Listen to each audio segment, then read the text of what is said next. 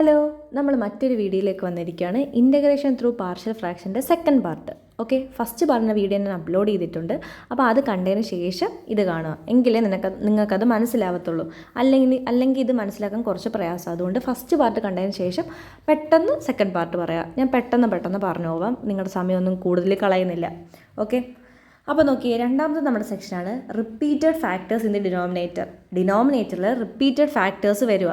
അതെന്താ ഈ repeated factors എന്ന് വെച്ചാൽ എന്താണെന്ന് നമുക്ക് നോക്കാം. അതെന്താണെന്നറിയുമോ? എളുപ്പമാണ് സംഭവം. നമ്മളിവിടെ കണ്ടോ, X minus A the whole square കണ്ടോ, ഇവിടെ 2 പ്രാവശ്യം ഇത് റിപ്പീറ്റ് ചെയ്യുന്നില്ലേ? X minus A the whole square എന്ന് പറഞ്ഞാൽ അതിനർത്ഥം എന്തുവാ? X minus A into X minus A എന്നല്ലേ. അപ്പോൾ ഫാക്ടർ ഇവിടെ 2 പ്രാവശ്യം റിപ്പീറ്റ് ചെയ്യുന്നുണ്ട്. ഇങ്ങനെ വരുന്നതിനെയാണ് നമ്മൾ റിപ്പീറ്റഡ് ഫാക്ടേഴ്സ്. ഡിനോമിനേറ്ററിൽ നമുക്ക് റിപ്പീറ്റഡ് ഫാക്ടേഴ്സ് വന്നു, അതാണ് ഇതിനകത്ത് അർത്ഥമാക്കുന്നത്. അത്രയേ ഉള്ളൂ. അപ്പോൾ ഇങ്ങനത്തുള്ള ക്വസ്റ്റ്യൻ വരുമ്പോഴാണ് നമ്മൾ ഈ വഴിയിൽ ചെയ്യേണ്ടത്. ഓക്കെ, അപ്പോൾ അങ്ങനെ ഉള്ള ക്വസ്റ്റ്യൻ വന്നാൽ എന്തുവാ, വലിയ കാര്യമൊന്നുമില്ല, പെട്ടെന്ന് നമുക്ക് ചെയ്യാം. നമ്മൾ ഫസ്റ്റ് പാർട്ടി പഠിച്ചതിൻ്റെ കൂട്ട് തന്നെ ഉള്ളൂ, കുറച്ച് ഇൻ്റഗ്രേഷൻ്റെ സ്കില്ല് വേണം, അത് മാത്രമേ ഉള്ളൂ. ഇവിടെ നോക്കിക്കേ, നമ്മളങ്ങനെ റിപ്പീറ്റഡ് ഫാക്ടേഴ്സ് വന്നാൽ ഡയറക്റ്റായിട്ട് നമ്മൾ പാർഷ്യൽ ഫ്രാക്ഷനായിട്ട് ഇങ്ങനെ എഴുതണം. എങ്ങനെ എഴുതണം? അതായത് X minus A the whole square ആണ്, അവനെ നമ്മൾ 2 പ്രാവശ്യം എഴുതണം. അതായത് A by X minus A എന്ന് ആദ്യം എഴുതുക, പിന്നെ ബി ബൈ അയാളെ മൊത്തത്തിൽ അങ്ങ് എഴുതുക, X minus A the whole square. ആദ്യം അവൻ തന്നെ എഴുതുക, പവർ ഇല്ലാതെ അവൻ തന്നെ എഴുതുക. രണ്ടാമത് അവന് പവർ വരും, B by X minus A the whole square എന്നാവും. മൂന്നാമത് സി ബൈ രണ്ടാമത്തെ ആൾ. ഓക്കെ, മനസ്സിലായോ? ആദ്യം പവർ ഇല്ലാതെ, എ ബൈ പവർ ഇല്ലാതെ എഴുതുക, ബി ബൈ പവർ ഉള്ളത് എഴുതുക, പിന്നെ സി ബൈ രണ്ടാമത്തെ ആളിനെ എഴുതുക. ഇത്രയേ ഉള്ളൂ അതിൻ്റെ ജനറൽ ഫോം എന്ന് പറഞ്ഞാൽ. ഇപ്പം തന്നെ പഠിച്ചേ, സിമ്പിളാണ്. ആദ്യം പവർ ഇല്ലായിരുന്നു, പിന്നെ കുറച്ച് കഴിയുമ്പം പവർ വന്നു, പിന്നെ രണ്ടാമത്തെ ആളിനെയും കൂടി എഴുതി. ഇത്രയേ ഉള്ളൂ അതിനകത്തെ കാര്യം. നമുക്ക് ക്വസ്റ്റ്യൻ നോക്കാം. ക്വസ്റ്റ്യൻ വർക്കൗട്ട് ചെയ്യുമ്പം ഈസി ആയിട്ട് മനസ്സിലാവും. ഇതാണ് നമ്മുടെ ക്വസ്റ്റ്യൻ. ഫസ്റ്റ് പാർട്ടിൽ പറഞ്ഞതുപോലെ തന്നെ ഫസ്റ്റ് സ്റ്റെപ്പായിട്ട് കുറേ ഫസ്റ്റ് ആയല്ലോ. ഫസ്റ്റ് പാർട്ടിൽ പറഞ്ഞതുപോലെ തന്നെ നമ്മൾ എന്ത് ചെയ്യുക, ഇതിനെ പാർഷ്യൽ ഫ്രാക്ഷനാക്കി മാറ്റുക. അതാണ് നമ്മുടെ ഫസ്റ്റ് സ്റ്റെപ്പ്. അപ്പോൾ നമ്മൾ ഇതിനെ മാറ്റി പാർഷ്യൽ ഫ്രാക്ഷൻ രൂപത്തിൽ എഴുതണം. നേരത്തെ നമ്മൾ പറഞ്ഞതിൻ്റെ കൂട്ട് എ ബൈ ഇവനെ പവർ ഇല്ലാതെ എഴുതുക, പവർ ഇല്ലാതെ എഴുതി. ബി ബൈ പവറോട് കൂടി എഴുതുക, പവറോട് കൂടി എഴുതി. X plus 1 the whole square എന്ന് എഴുതി. പ്ലസ് സി ബൈ രണ്ടാമത്തെ ആളിനെ എഴുതുക. ഓക്കെ, നമ്മുടെ പാർഷ്യൽ ഫ്രാക്ഷൻ്റെ രൂപത്തിൽ എഴുതി. ഫസ്റ്റ് പാർട്ട് കംപ്ലീറ്റ് ആയി. ഇനി രണ്ടാമത് നമുക്ക് എന്താ വേണ്ടുന്നത്? രണ്ടാമത് എന്ത് ചെയ്യണം? രണ്ടാമത്തെ സ്റ്റെപ്പ് എന്താ? ഡിനോമിനേറ്റർ വെച്ച് മൊത്തത്തിൽ മൾട്ടിപ്ലൈ ചെയ്യുക. ഓക്കെ, ഒബ്വിയസ് ആയിട്ടും ഇത് വെച്ചിട്ട് ഇവിടെ മൾട്ടിപ്ലൈ ചെയ്യുമ്പം ഇതും ഇവിടെ എഴുതുന്നതും ഇതും കൂടി ക്യാൻസലായി പോകുമല്ലോ, അല്ലേ? അങ്ങനെ അത് ക്യാൻസലായിപ്പോയി. ഇവിടെ 5x മാത്രം. ഇനി മറ്റവർക്കൊക്കെ എന്ത് സംഭവിക്കുമെന്ന് നമുക്ക് നോക്കാം. ഇവിടെ നമ്മൾ ഡിനോമിനേറ്റർ വെച്ച് മൾട്ടിപ്ലൈ ചെയ്തു. ഡിനോമിനേറ്റർ വെച്ച് മൾട്ടിപ്ലൈ ചെയ്യുമ്പോൾ ഇവിടെ ആരൊക്കെ പോവും? X plus 1 the whole square ആണല്ലേ. അപ്പം ഒരു എക്സ് പ്ലസ് 1ഉം ഒരു എക്സ് പ്ലസ് 1ഉം കൂടി അതിന് ക്യാൻസലാവും. ഇവിടെ ആണെങ്കിൽ x plus 1 the whole square, ഇവിടെ x plus 1 the whole square, രണ്ടും ക്യാൻസലാവും. ഇവിടെ എക്സ് മൈനസ് 1, രണ്ടുപേരും ക്യാൻസലാവും. അപ്പം നമുക്ക് നമ്മുടെ ഇക്വേഷനെ ഇമ്മാതിരി കിട്ടും. എങ്ങനെ കിട്ടും? ഇങ്ങനെ കിട്ടും. ഓക്കെ, എല്ലാം ക്യാൻസലായി ഒന്ന് വൃത്തിയായിട്ട് എഴുതിയപ്പം ഇങ്ങനെ കിട്ടി. ഓക്കെ, നമ്മുടെ ഒരു സെക്കൻഡ് സ്റ്റെപ്പും കംപ്ലീറ്റ് ആയി. നമ്മുടെ തേർഡ് സ്റ്റെപ്പിൽ എന്താ നമ്മൾ പറഞ്ഞത്? എയും ബിയെയും കണ്ടുപിടിക്കണമെന്ന്. ഇവിടെ പുതിയൊരാളും കൂടെ ഉണ്ട്. ആരാ? സിയും കൂടി ഉണ്ട്, അതും കൂടി കണ്ടുപിടിക്കണം. ഓക്കെ, ഫസ്റ്റ് നമുക്ക് ബിയെ കണ്ടുപിടിക്കാം. അപ്പോൾ ഞാൻ നേരത്തെയൊക്കെ പറഞ്ഞതിൻ്റെ കൂട്ട് ബിയെ കണ്ടുപിടിക്കണമെങ്കിൽ നേരത്തെ എ മാത്രം ചത്താൽ മതിയായിരുന്നു, അല്ലേ? എ മാത്രമേ ഉള്ളായിരുന്നു. ഇവിടെ ആണെങ്കിൽ 2 ആൾക്കാരെ കൊല്ലണം. 2 ആൾക്കാരെ കൊന്നാലേ നമുക്ക് ബിയെ കണ്ടുപിടിക്കാൻ പറ്റത്തുള്ളൂ. ഇവനെയും കൊല്ലണം. അപ്പോൾ അതിന് വേണ്ടിയിട്ട് നമുക്ക് എക്സിന് ഏത് വാല്യൂ കൊടുത്താലായിരിക്കും കൊല്ലാൻ പറ്റുന്നതെന്ന് നമ്മളിങ്ങനെ ആലോചിക്കണം. അപ്പോൾ ആലോചിക്കുമ്പോൾ നമുക്ക് കിട്ടി, ഇവിടെ നമ്മളൊരു -1 കൊടുത്തു കഴിഞ്ഞാൽ -1 + 1 0 ആയി പോവും. അപ്പം a × 0 × x - 1 എന്ന് വന്ന്, അപ്പോൾ ഇത് മൊത്തത്തിൽ എന്തായിട്ട് പോവും? 0 എവിടെയെങ്കിലും ഗുണിച്ചാലേ അത് മൊത്തത്തിൽ അങ്ങ് 0 ആവും. അപ്പോൾ ഈ ഫസ്റ്റ് ടൈം മൊത്തത്തിൽ എന്തായിട്ട് മാറും? 0 ആയിട്ട് മാറും. ഇനി ഇവിടെ ഒരു -1 കൊടുത്താൽ -1 + 1 × c. -1 + 1 എന്ന് പറഞ്ഞാൽ എന്തുവാ? 0 ആയി. അപ്പോൾ c × 0. c × 0 എന്ന് പറയുമ്പോൾ ഇതും എന്തായിട്ട് മാറും? 0 ആയിട്ട് മാറും. ഓക്കെ, അപ്പോഴാണെങ്കിൽ നമുക്ക് എങ്ങനെ കിട്ടും? നമുക്കിനി എക്സിനപ്പം നമ്മൾ ആരെ കൊടുക്കണ്ടേ? -1 കൊടുക്കണം. അപ്പോൾ ഇവിടെ തൊട്ടേ കൊടുത്ത് തുടങ്ങണം. എക്സിന് ആദ്യം -1 കൊടുക്കുമ്പം 5 × -1, 5 × -1 -5. ശരി, കറക്റ്റല്ലേ ഞാൻ പറഞ്ഞത്? 5 × -1 -5. ഓക്കെ, ഇനി അടുത്തത് ഇവിടെ -1 കൊടുക്കുമ്പോഴത്തേന് ഇവർ 0 ആയി പോകും. പിന്നെ ഇവിടെ ബിക്ക് -1 കൊടുക്കാം. ബി ഇൻറ്റു -1 -1 -1 കൂടെ ചേർന്ന് -2 ആവും അല്ലേ, -2b.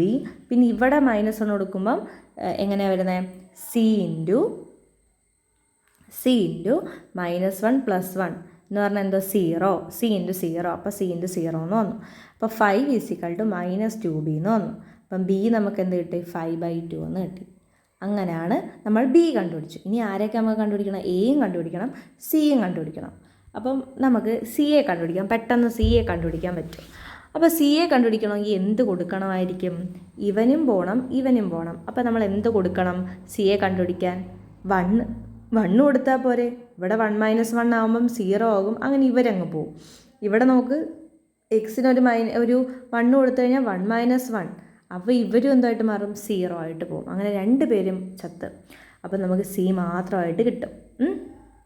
അതാണ് നമ്മൾ അടുത്ത സ്റ്റെപ്പിൽ ചെയ്യാൻ പോകുന്നത്. അപ്പോൾ അടുത്ത എന്താ നമ്മൾ കൊടുക്കുന്നത്, എക്സിന് 1 ആണ് കൊടുക്കുന്നത്.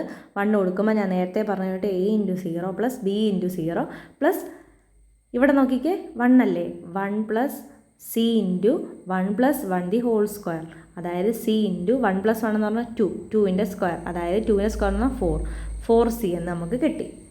ഓക്കെ, അപ്പോൾ 5 = 4c എന്ന് കിട്ടി. അപ്പോൾ c = 5/4 എന്ന് കിട്ടി.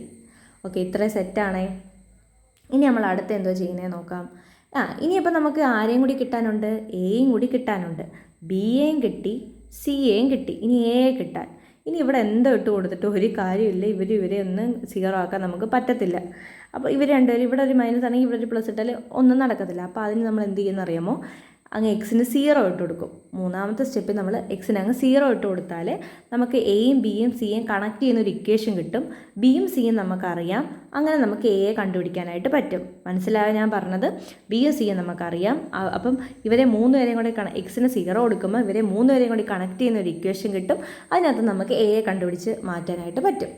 അപ്പോൾ അതെങ്ങനെ ചെയ്യുന്നത് നമുക്ക് നോക്കാം.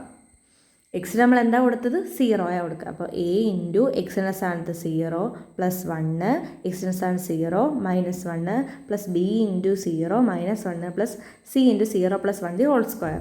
അപ്പോൾ a × ഇവിടെ 1, ഇവിടെ -1, 1 × -1 പ്ലസ് b × -1 പ്ലസ് c × 1. അപ്പോൾ നമുക്ക് എന്ത് കിട്ടി, a × 1 × -1 എന്ന് പറഞ്ഞാൽ എന്തുവാ, -a. അതുകൊണ്ട് b × -1 എന്ന് പറഞ്ഞാൽ എന്തോ, -b, c × 1 എന്ന് പറഞ്ഞാൽ c. അപ്പം -a - b + c ഇങ്ങനെ നമുക്ക് കിട്ടി. ഇതിനകത്ത് നമുക്ക് എ നമുക്ക് കണ്ടുപിടിച്ചുകൂടായോ, നമുക്ക് കണ്ടുപിടിക്കാൻ പറ്റും. ഈ -a അപ്പുറത്ത് പോകുമ്പോൾ എന്തായിട്ട് മാറും, +a ആയിട്ട് മാറും. പിന്നെ ഇവിടെ -b + c ആണ്. അപ്പം -b എന്തുവാ നമുക്ക് കണ്ടുപിടിച്ചത്, 5/2 ഇട്ട് കൊടുത്തു. c നമ്മൾ കണ്ടുപിടിച്ചു 5/4 കണ്ടുപിടിച്ചു.